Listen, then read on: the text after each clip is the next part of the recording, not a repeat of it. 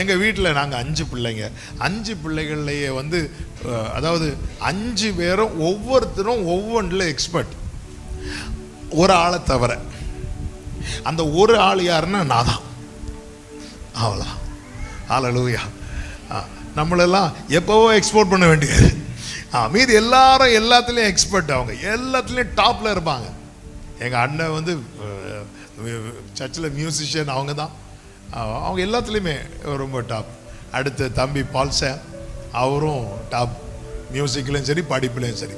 தங்கச்சி அவள் படிப்பில் வந்து இதுக்கு மேலே நீ என்ன மெடல் உண்டோ அதெல்லாம் வாங்கிடுவான்.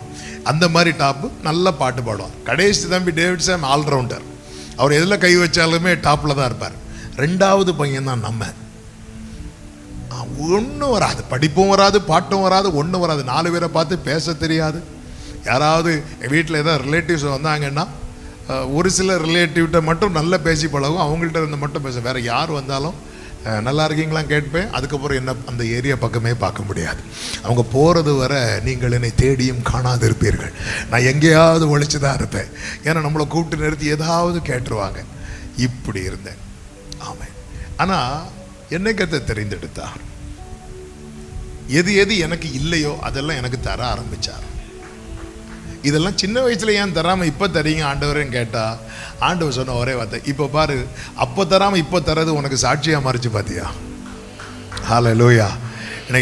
எனக்கு சின்ன வயசுலேயே நான் பாட்டு பாடி எல்லாத்துலேயுமே நான் டாப்பாக இருந்து இன்றைக்கி அதுலேயே எனக்கு வந்திருப்பேன்னா இது எனக்கு சாட்சியாக இருக்காது. இன்றைக்கி எனக்கு சொல்கிறதுக்கு ஒரு சாட்சி இருக்கிறது. ஹல்லேலூயா.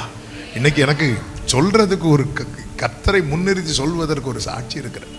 பவுல ஏன் ஆண்டவரே பேதுரு அழைச்சது மாதிரி அழைக்கல, பவுல வித்தியாசமா அழைச்சிருக்கிறீங்க அப்படின்னா பவுல் சொல்லுவார், முன்னே என்னை பார்த்தவங்கெல்லாம் இப்பொழுது என்னை பற்றி தேவனை மகிமைப்படுத்துகிறார்கள் என்று கலாத்தியர் 1 கடைசியில் சொல்லப்பட்டிருக்கிறது. ஆண்டவர் வந்து எதுவுமே தரக்கூடாது, இவனுக்கு எதுவுமே செய்யக்கூடாது என்கிற காரியம் இல்லை. தேவன் செய்கிறது எதுவோ அது என்றைக்கும் நிலைக்கும்.